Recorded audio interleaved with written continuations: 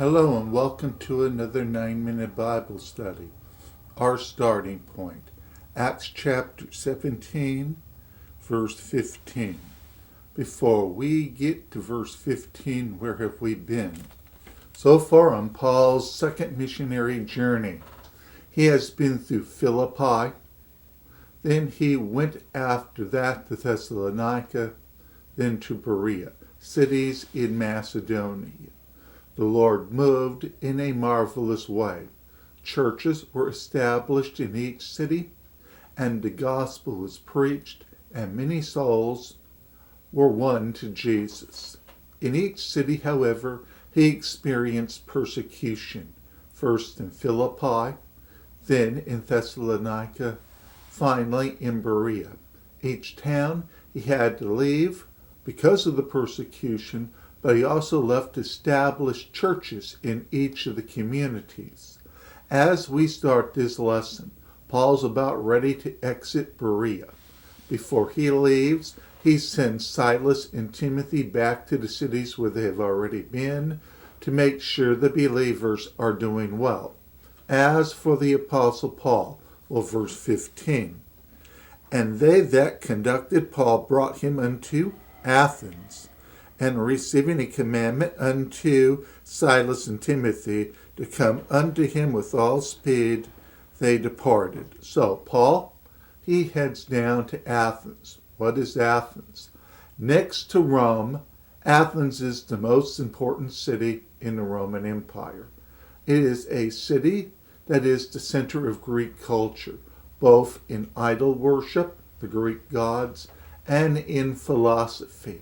This was the area where Aristotle and Plato and the rest of the philosophers got their start, where their philosophy began, and it spread throughout the world because of Alexander the Great. So Athens, at this point, next to Rome, most important city in the empire. You would think this would be a great place for a church to be started. But what the Apostle Paul found was in verse 16.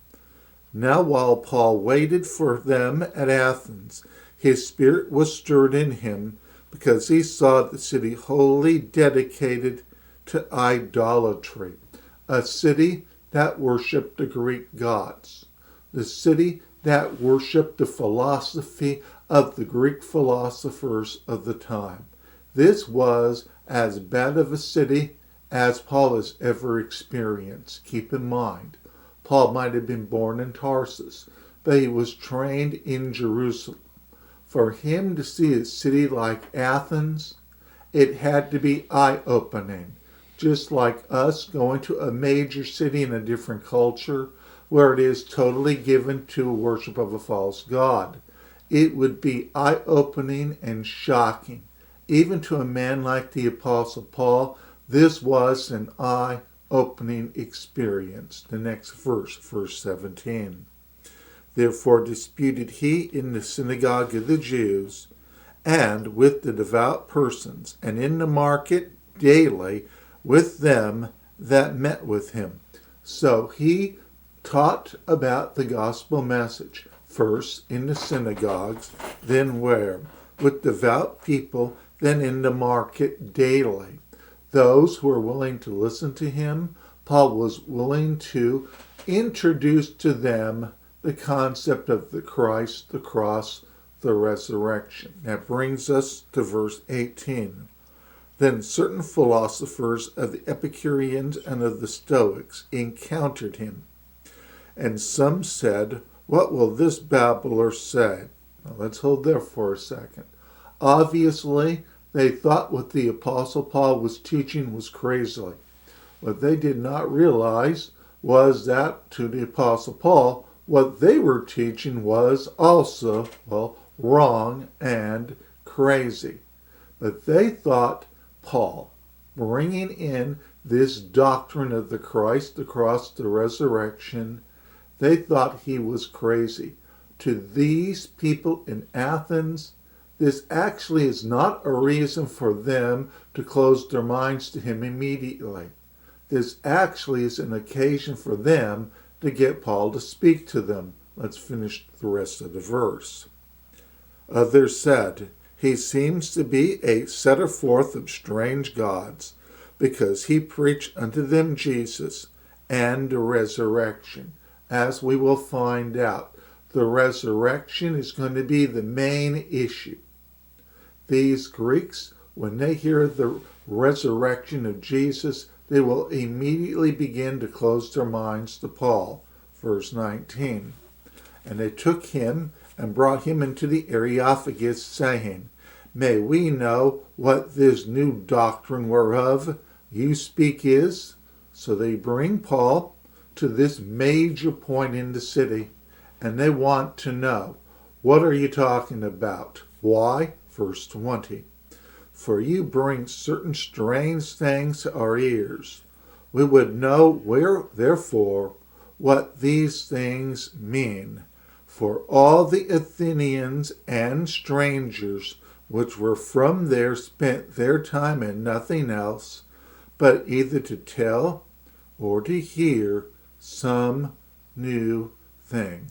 They want to know about all of these new doctrines that are being set forth. So, here is Paul, hundreds of miles away from home.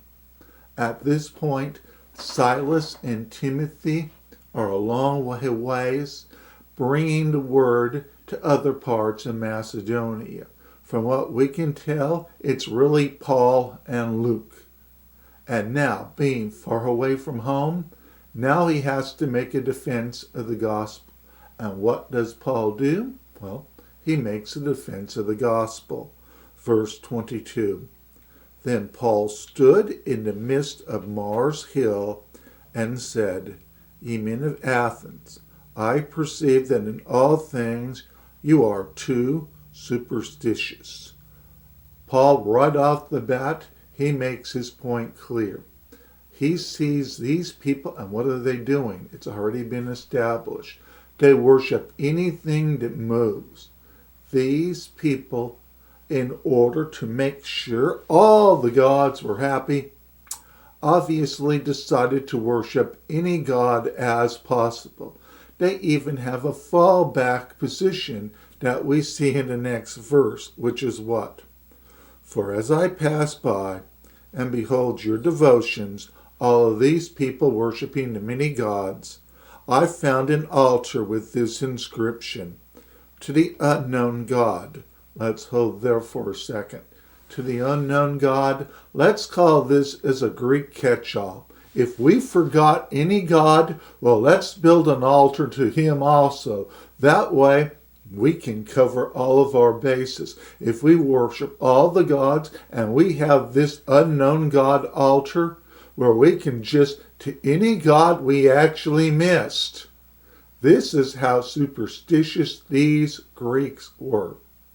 Yet they did not realize that they provided an opening for the Apostle Paul to preach the gospel to them. An opening that he took, an opening that will lead to souls being saved in Athens and souls being saved through the remaining 2,000 years between then and now. The door, Paul saw it, he took it, and it was to our advantage that he did. And we will pick up with this in our next lesson.